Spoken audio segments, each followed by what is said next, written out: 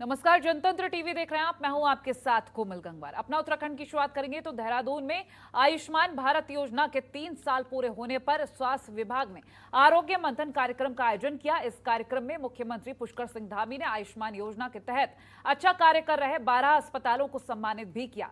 और वहीं इस मौके पर सीएम धामी ने घोषणा की है कि आयुष्मान कार्ड बनाने का कोई भी शुल्क नहीं लिया जाएगा। सरकार की ओर से इस शुल्क का भुगतान किया जाएगा और आयुष्मान योजना के तहत सभी अस्पतालों का भुगतान 1 सप्ताह के अंदर किया जाएगा।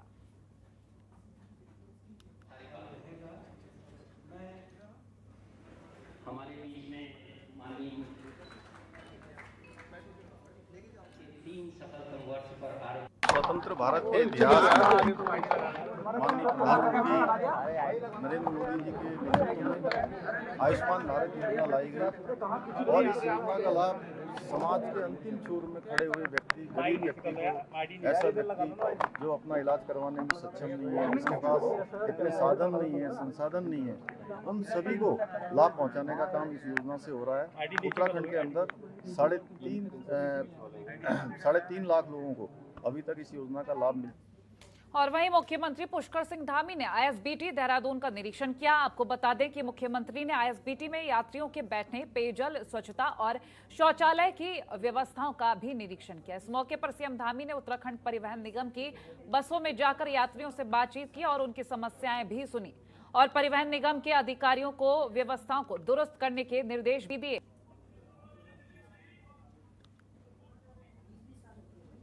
जरूरी दिशा निर्देश हैं वो दिए हैं और मैं जो कमियां हैं मैंने अधिकारियों को बता दी है। यहाँ पर सफाई से लेकर जिस प्रकार की भी जो व्यवस्था है, यहाँ पर बैठने की व्यवस्था है, पानी पीने की व्यवस्था है, शौचालय की व्यवस्था है, सभी को वो 1 हफ्ते के अंदर सारी दुरुस्त कर लें, अन्यथा जो भी जरूरी कार्रवाई होगी वो कार्रवाई भी की जाएगी।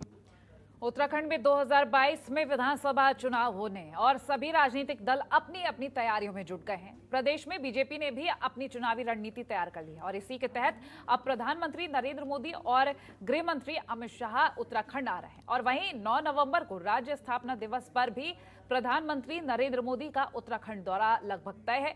इस दौरान वो 2022 के विधानसभा चुनाव को लेकर तैयारियों को परखेंगे और वहीं एक विशाल जनसभा को भी प्रधानमंत्री नरेंद्र मोदी संबोधित करेंगे, जिसमें बीजेपी ने लगभग 1 लाख लोगों की भीड़ जुटाने का लक्ष्य तय किया है। और वहीं गृह मंत्री अमित शाह भी 16 और 17 अक्टूबर को उत्तराखंड दौरे पर रहेंगे।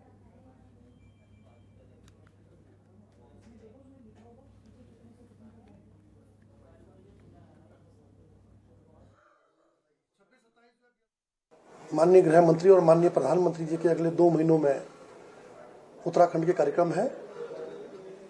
व्यक्तिगत कार्यक्रमों के साथ साथ संगठन के कार्यक्रम उनके हैं और संगठन की विभिन्न प्रकार की बैठकें प्रदेश स्तर की, जिला स्तर की और आगामी जो चुनाव हैं उनके मद्देनज़र जो आवश्यक बैठकें हैं वो सभी बैठकें उनके द्वारा ली जाएंगी। और प्रधानमंत्री जी का एक बड़ा कार्यक्रम नवंबर के महीने में हम लोग करेंगे, जिसमें लाखों की संख्या में कार्यकर्ता एकत्र। और वहीं प्रधानमंत्री के पीएमओ सलाहकार भास्कर खुलबे और पीएमओ में उप सचिव मंगेश घिल्डियाल को सड़क मार्ग से बद्रीनाथ पहुंचे। और आपको ये भी बता दें कि पीएमओ के दोनों अधिकारी प्रधानमंत्री नरेंद्र मोदी के dream project Badrinath master plan के कार्यों के स्थलीय निरीक्षण के लिए केदारनाथ के बाद बद्रीनाथ के लिए हेलीकॉप्टर से पहुंचे थे, लेकिन खराब मौसम के चलते हेलीकॉप्टर को जोशीमठ में ही लैंड करना पड़ा।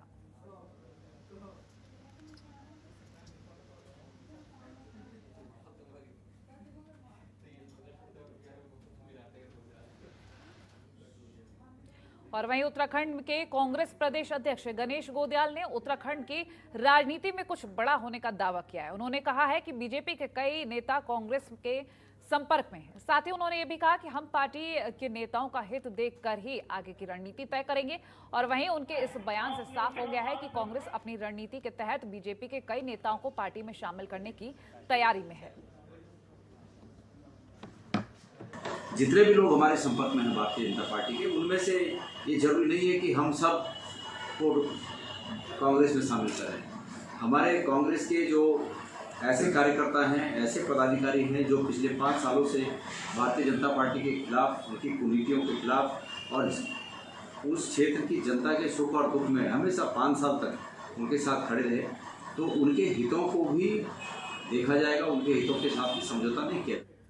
उत्तराखंड में अरविंद केजरीवाल की रोजगार गारंटी को घर घर तक पहुंचाने के लिए कर्नल रिटायर्ड अजय कोठाल राज्य में रोजगार गारंटी यात्रा चलाएंगे और इस बात की जानकारी आम आदमी पार्टी प्रभारी दिनेश मोहनिया ने दी है। आप प्रदेश प्रभारी दिनेश मोहनिया ने देहरादून में मीडिया को बताया कि दिल्ली के मुख्यमंत्री अरविंद केजरीवाल की रोजगार गारंटी को घर घर पहुंचाने के लिए कर्नल कोठाल रोजगार गारंटी यात्रा चलाएंगे। उत्तराखंड के बेरोजगार युवाओं को इस रोजगार गारंटी यात्रा से बड़ी उम्मीदें हैं।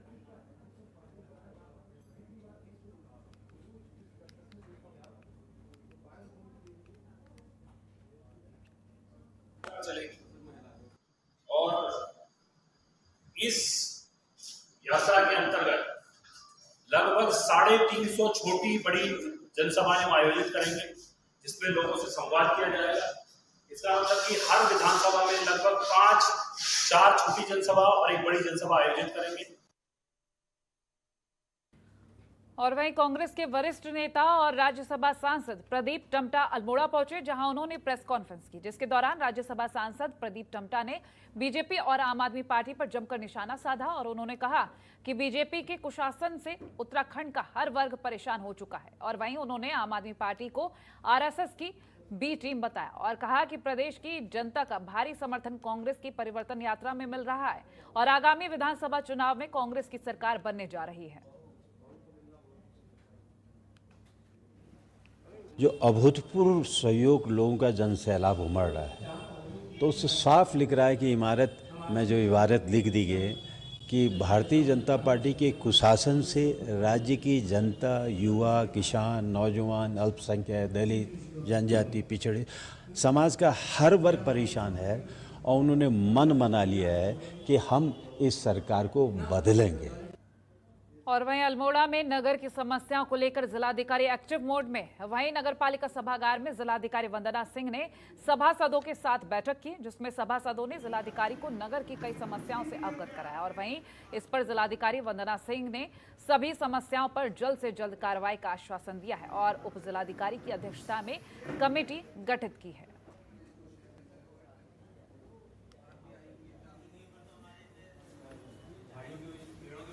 आज नगर पालिका अध्यक्ष जी द्वारा एक अनुरोध किया गया था कि इनके सभासदों की कुछ अपने अपने वार्ड्स को लेकर समस्याएं हैं, उनके विषय में इनके साथ एक मीटिंग रखी जाए। उसी क्रम में एक मीटिंग आज सभी सभासदों के साथ रखी गई थी। नगर क्षेत्र की जो विभिन्न समस्याएं हैं उनके द्वारा संज्ञान में लाई गई हैं, संबंधित अधिकारियों के माध्यम से इसका निस्तारण करवाया जाए। उत्तराखंड में समाजवादी पार्टी प्रदेश कार्यकारिणी सदस्य महंत शुभम गिरी ने देवस्थानम बोर्ड भंग करने की मांग की है।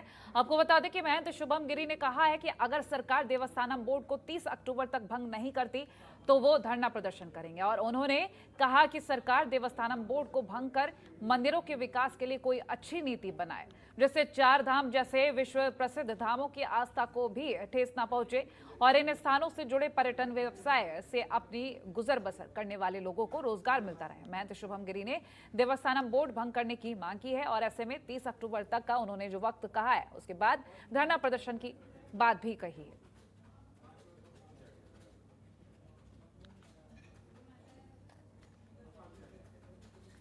टिहरी के श्रीदेव सुमन विश्वविद्यालय में 2 साल पहले हटाए गए आउटसोर्स कर्मचारियों को दोबारा सेवा में शामिल किया गया है। विश्वविद्यालय प्रशासन ने कार्य परिषद के अनुरोध पर दैनिक श्रमिकों दरों पर रोजगार देने का निर्णय लिया है। आपको बता दें कि 16 कर्मचारियों को हड़ताल, तालाबंदी और विश्वविद्यालय प्रशासन के आदेशों के उल्लंघन के आरोप में सेवा से हटाने का निर्णय लिया गया था, लेकिन विश्वविद्यालय में मानव संसाधनों की लगातार कमी बनी हुई है, जिससे विश्वविद्यालय के कामकाज निपटाने में दिक्कत हो रही थी और इस समस्या को देखते हुए कुलपति डॉक्टर ध्यानी ने विश्वविद्यालय की कार्य परिषद की बैठक में दैनिक श्रमिक को रखने का प्रस्ताव रखा था, जिसे इसे सर्वसम्मति से स्वीकार किया है।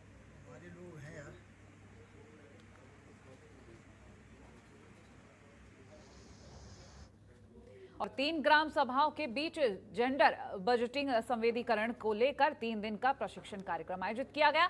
आज के समाज को देखते हुए इस कार्यक्रम के उद्देश्य कार्य, शिक्षा, बेटा या बेटी में भेदभाव न रखने जैसे मुद्दों पर रखा गया और वहीं कार्यक्रम के दौरान 3 ग्राम सभाओं के प्रधान, वार्ड मेंबर, आशाएं और आंगनबाड़ी को इकट्ठा करके कई मुद्दों पर चर्चा की गई है। अंडर बजटिंग पे, क्योंकि जो आज हमारे देश में जो महिलाओं की स्थिति है उसको कैसे बेहतर कर सकते हैं, ये ग्रामीण विकास मंत्रालय भारत सरकार द्वारा वित्त पोषित है और जो हमारी प्रसार प्रसारण केंद्र रुद्रपुर है उसके तत्वाधान में यह कार्यक्रम यहाँ पर किया जा रहा है। और जो धरातल पर हम लोग इसको करा रहे हैं यह है society for Uttaranchal development and Himalayan access सुधा अल्मोड़ा करके, उसके माध्यम से यह कार्यक्रम यहाँ पर संचालित किया जा रहा है।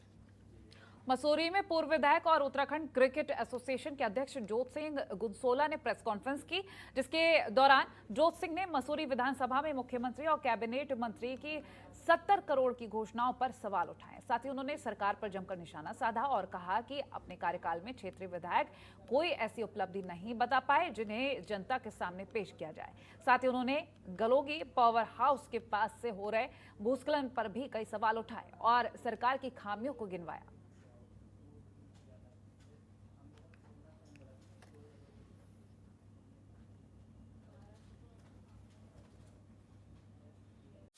खबरों के निष्पक्ष विश्लेषण के लिए सब्सक्राइब करें Janatantra TV and press the bell icon. Never miss any update.